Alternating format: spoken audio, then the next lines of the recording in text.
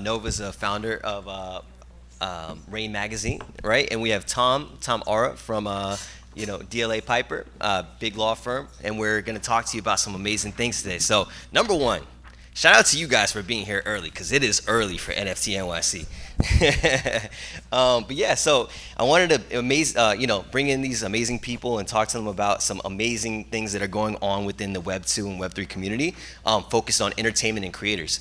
Over here, just to get a scope of the audience, look, there's a small bunch of us. We know it, so let's be intimate today. Which one of you guys are working Web3 today full time? Okay, amazing. So we have, and then everybody else, I'm assuming Web2, right? Okay, amazing by default. So I'd love to hear your guys' perspective on what's like the friction of bringing everybody else into the world where there is no Web2 or Web3, at least on the creator front, or just like in the scope of like bringing brands in. How do we kind of merge the two worlds of Web2 and Web3? What are your thoughts on that, Nova? I think education is the first step. And what I found was just the lack of awareness around the technology. I mean, a lot of people have heard the buzzwords, but then you ask them, what is an NFT? What does that stand for? And why should you care? What is blockchain? I mean, just simple semantics and kind of like get rid of the terms and then start speaking in a very clear way about the technology and the use of technology. And once they understand that these are just tools in a toolbox, they then can go back to, well, what is the problem that I'm having? Is it an internal problem? Is it a customer-facing problem? And then which tool am I going to pull out? Is it the hammer? Is it the screwdriver? And when we break it down in that way, then they're able to really wrap their heads around the different types of tools that are a part of Web3, may it be AR, blockchain, AI, etc., and then start applying it either internally to problems within their infrastructure in terms of what solutions they want to bring forward, or to their forward-facing audiences. So I think education is the first step to lessen the friction. Super important. I feel like the education is the biggest barrier. Like if you work in Web3 or conduct yourself in Web3 every day, it's like, how do I learn how to use XYZ function? So I love that. What about you, Tom? Like, how do we bridge the gap? Well, I agree with the concept of education being the opener. And for me, I come at it from the perspective of, I'm a lawyer. I've been working in Hollywood for 25 years, representing studios, networks, talent, financiers, and it's legal education, right? It's different type of education than a business person might give, but it's an important component of what Nova might do as an advisor, I do as a legal advisor. And of course, we always have the business elements of approaching Web3 in mind as well as legal advisors, but we want to be cognizant of the importance of the legal implications of wading into this space. There are real legal issues at the moment, as many of you who pay attention are aware, whether it's the FTX fallout, Dapper Labs, there's a lot going on and there's uncertainty. And for some clients, that uncertainty may be enough to keep them out. And for others, it may not be a barrier because they like living in the uncertain world, and it's more important for them to engage with their audience, their loyal fans, their customers, whether if you're a brand that's selling products or goods, and so they're willing to lean in and take that chance. Smart, but there's a risk. So educating them on those risks. Super important, right? And I'd love to dive into maybe a little bit about your backgrounds as well, and then what brought you to NFTs, right? Because we all come from such a different background, right? And I'd love to hear about what brought you into NFTs and why it means so much to you as well, and then how can they kind of get some value out of it in terms of all right, cool, you guys are here, right? You guys want to learn about Web2 and Web3 and kind of making that frictionless process, and how can we kind of start the communication internally, right? This is where it sounds small today, right? We're here. But this is Bitcoin in 2011, right? Bitcoin in 2013. We're early, right? You saw those videos. This is that today. And that's okay because we're in the bear market, and the people who are here today matter more. So every one of you matter more than the people who are going to come in the coming years, right? Because these people actually care about the technology, what's going on.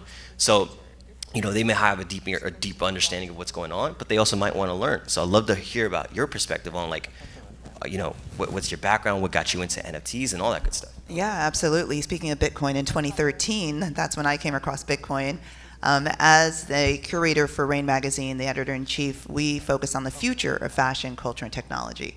And so we're always coming across what's coming down the pike. And then that was one, was blockchain. And that's when I was intrigued and covered the story. A few years later, moved on to studying more technologies to see what is going to be here and around, what's going to be the next Bitcoin, and came across Ethereum. And then a few years later, fell into the rabbit hole of all things Web3. And that would include DAOs, decentralized autonomous organizations, and NFTs, and tokenization, and metaverse immersive spaces, etc. I'm now very involved in generative AI.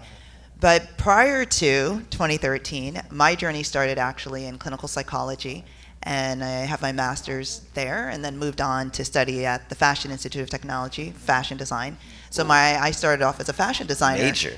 And then fell into technology because I've always been interested in what's coming in the future with an appreciation of the past. So I'm a very unique individual in the space where I am a creator. I do build in the space. I create in the space. I create art. I create fashion, both on the digital and physical side. But I've always been advising, so for the last 2 decades, advising traditional companies around branding and marketing and product launches, but now doing that within the Web3 space and around emerging technologies. So if you're interested in coming in and doing the dance, or if you just started the dance, then I will assist you and guide you from that perspective. So that's my background. I love it. How about you? So, with being the only one with a few grays on stage at this point, you gotta update my pic. My photo is outdated because it looked like I used Just for Men or something to keep it nice and dark. Somebody asked me the question the other day, how did you get started in Web3, which is a kind of a strange question to begin with, but I had to think about it, and I realized my first intro to Web3 was Second Life. If any of you remember Second Life, and Linden Coin, the first digital coin that I can remember created. So it was like 2005. Somebody told me about this weird metaverse place that you could go and, like, I don't know, interact with random people from all around the world. And honestly, the moment I logged on, I was fascinated by it. It blew me away. And I had always been tech nerdy, but this to me kind of took things to another level. But the real start for me in metaverse or interactive interaction was when I was in college. I was working in radio, and we were introduced to a little pet project that was going on at Cornell University. It had a funny name. It was called See You, See Me. Cornell University, See Me. This was 1993. And I said, what is this? They said, well, it's web streaming. I said, what? Web streaming? Yeah, you can actually stream video on the internet, the World Wide Web, as it was known at the time, with all over the world. And it was mainly on college campuses because it had been created at Cornell. And I said, this is really cool. We should do a radio show and broadcast it. So we had the honor of having the first radio show that was broadcast on the internet, video on See You, See Me. And that really, to me, like triggered a lot. And I went to college in the Bay Area. So when I was going to law school, all my friends were going to work at these stupid companies named Google and Yahoo. And I was like, damn, you guys are idiots. I'm going to be a lawyer. I'm going to make more money than you. And then 2 years later, they call me from their Lamborghinis. So mistake number one. I made a couple of those. I was telling Nova, I was like, bet against Bitcoin, stop. Just do the opposite of what I say. You'll do very well.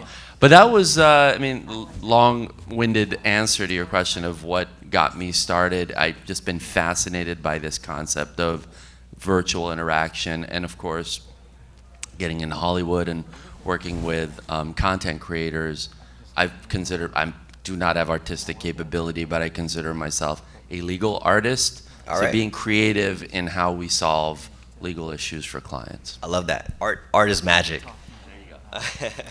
Well, I'd love to, dive into a little bit about like just what the future looks like, because that's a big thing.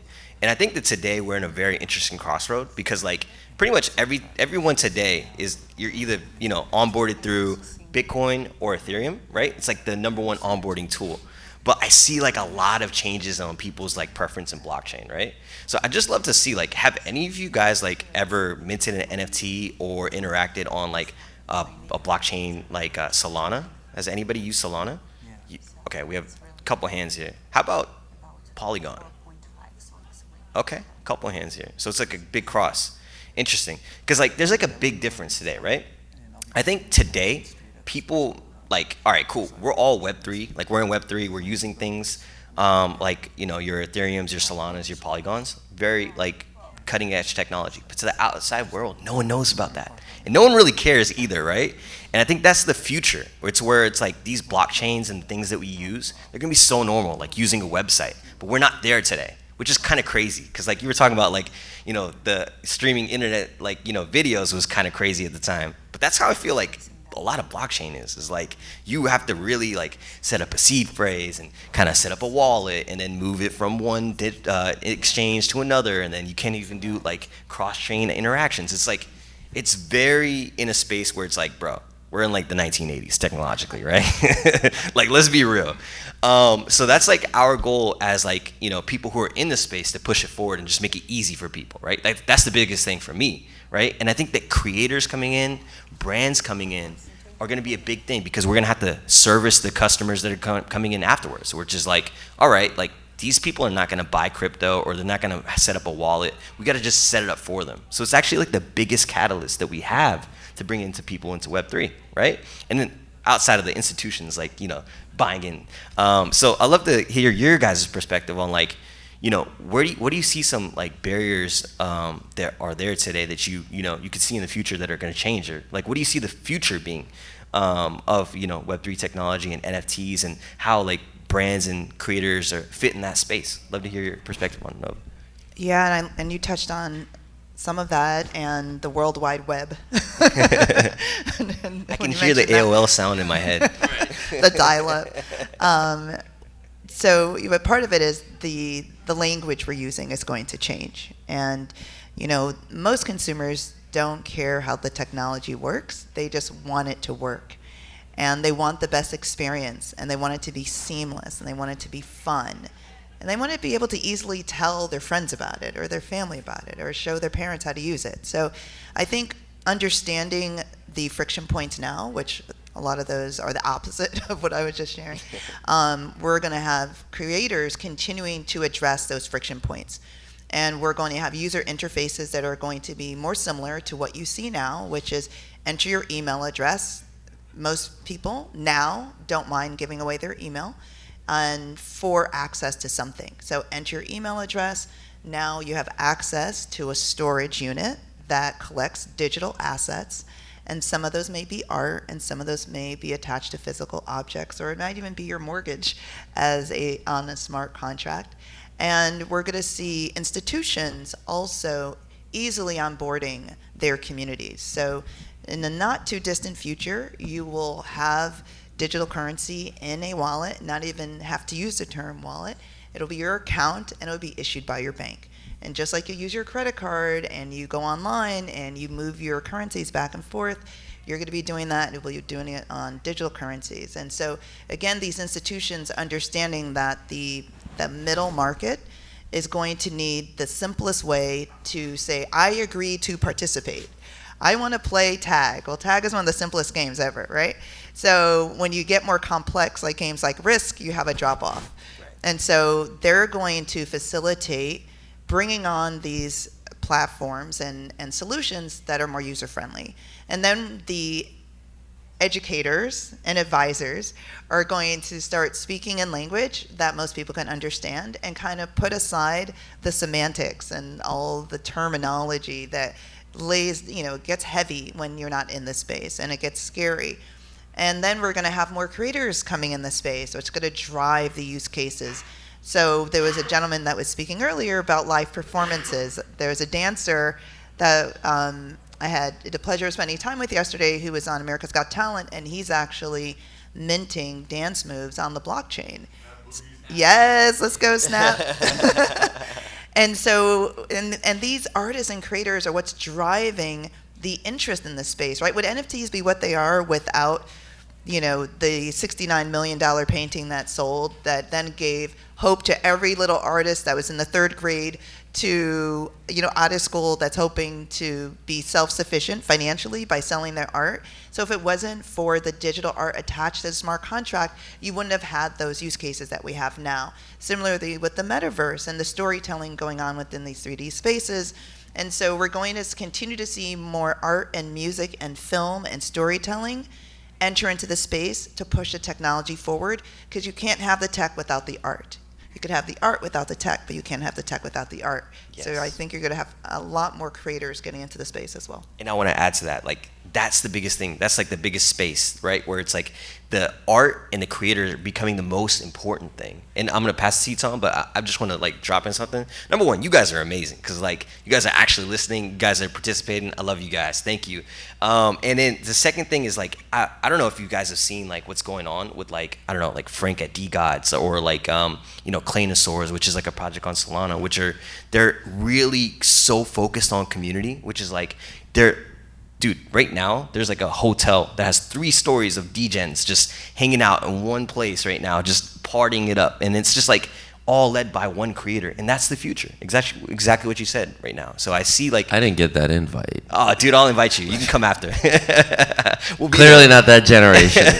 Sorry, I'm a degen, guys. I can't deny it. But Tom, what's your vision of the future? I'd love to hear it. I think this has been my perspective from the beginning. It's that Web3 and subsets like NFTs have to be a solution and not a gimmick, right? If the technology solves a problem, then there's longevity, right?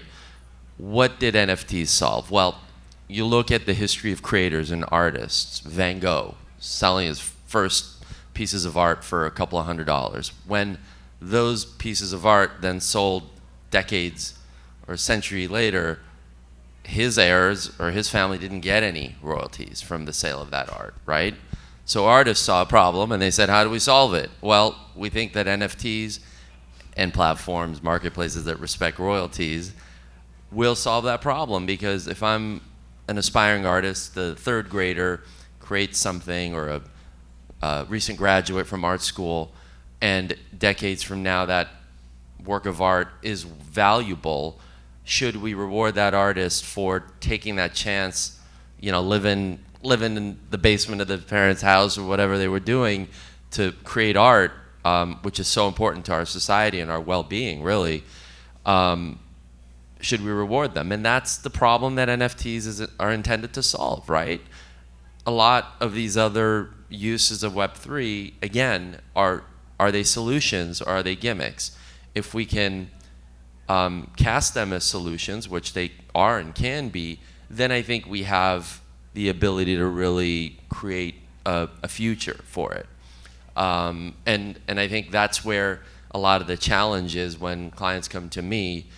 So I did TikTok's first NFT drop, and we partnered with Grimes and a number of other, Rudy Willingham, others, to drop their NFTs. And this was back in 2021 when it was the height, right? The people and everything had been just blowing up, and there was a lot of FOMO, right? And a lot of big companies were saying, we got to get into this, or our creators are pushing us to do something in the space. But we're very smart about it, and TikTok and ByteDance are very savvy companies about why and how to approach it. And I think if you go through that critical analysis and approach it right with the right partners, it makes sense. If you're just doing it because everybody else is doing it, one, it's unnecessary legal risk. Again, the lawyer and me talking. The other is, you guys know this. I mean, you're on the business side. You have to have credibility with the audience. If you don't, it's DOA, right? Yeah. So. No, go ahead. No, I was just going to say, I love that you brought up community, because that is what's going to be what's going to drive the interest, adoption. And we're going to see also how social media networks are going to morph and change and what the future is going to look like. And the creator, going back to the artist, the creator being able to directly communicate and deliver their products to their audiences without having to compromise themselves, which a lot of artists and creators now, maybe in fashion or music or film, have to compromise their work or compromise their more values in order to sustain themselves financially at their work. So being able to connect directly with your community and building these ecosystems around your art, your vision, your perspective with your community is what's going to continue to grow. But then also, as you were mentioning, the risk. And a lot of companies or individuals jumping in because of the hype, and how do we resolve that? And because most decision makers get fear paralysis, right? I don't want to get burned, so I'm not going to do anything. And we all know in this room that this is the future. If you decided not to get involved in the internet in '96, excuse me, who lost? You did, right? For those that accumulated all those .coms and sold them for thousands of dollars later, right? Because they understood this new real estate, this new digital real estate called .coms. And so Web3 isn't going anywhere. AI isn't going anywhere. AR isn't going anywhere. It's coming fast and furious. And so how do we position ourselves in a way where we can leverage these technologies? And I think part of that, going back to your question about the future, is having more diverse perspectives at the table. We've had game developers and engineers give us a great start, but we need everyone else because we're building a city. And if you build a city, you're not going to build a city successfully with just plumbers or just electricians, right? You need everyone at the table. And so if you are a founder, then look around the room and who can you bring on the team? Who understands human behavior? Who understands art? Who understands tech? And try to get as most diverse voices as possible, and then look at cultural differences as well, and how could they participate? Because everyone has a unique point of view as it relates to a problem that can be solved. And so I think also the future, my future that I'm going to put out there, are more diverse teams as it relates to cultural backgrounds and perspectives. So you have the psychologist, you have the artist, you have the engineer all sitting at the table to solve the problem with humanity first solutions at the forefront. And that's how you get rid of the rug pulls and the FTXs and all of that. And of course, going back to education, always looking under the hood and doing a deep dive with someone who understands those risks as well before getting into a project. Definitely. And, we're going to wrap it up here, last minute here.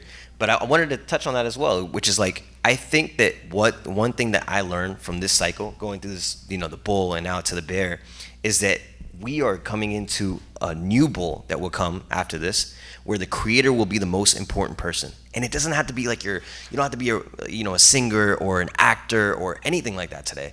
It's actually like the people who can just connect with other people that matter the most in NFTs today. Like Twitter is like the most powerful tool that you can get on board on. And it's like one of the most neglected aspects of being a creator in the community today. And the people who are coming into Web3 in the future are going to be the most powerful people as creators, because like the technology is abundant, right? Just like you said, like you don't need plumbers and electricians and everything to build a city. You need the people who are actually part of the community. And the community is part of you guys. Everybody's a creator today. Your thoughts make you a creator, right? You put out a tweet, your opinion matters, and then you build a community around that. And that's the most important aspect. And I see that coming into the future here. So last couple seconds here, I wanted to kind of close it off with any thoughts from you guys. Tom, maybe something from you? There's a term I've been using for a number of years, and I think it is more poignant now than ever, and it'll be going to the future. It's the term disintermediation. It's a long word, but it basically means cutting out the middleman, okay? That is what has been happening in Web2. Streaming services cut out middlemen, but they themselves have been middlemen when it comes to content. And Web3 is the ultimate disintermediation, right? It's decentralization. And I think that goes back to your point, Ryan, the creator, whatever that creator will be, having a direct relationship with the consumer of their creation is what the future of the world will be. And I love it. Nova, to your point, I think all of us and our generations to come are going to be willing to trade their personal information to have that direct relationship. It's the currency of the future. So Exactly. I love it. Well, thank you guys so much for Thank you. attending, and appreciate it. Happy NFT NYC 2023. Let's go, guys. Thank you.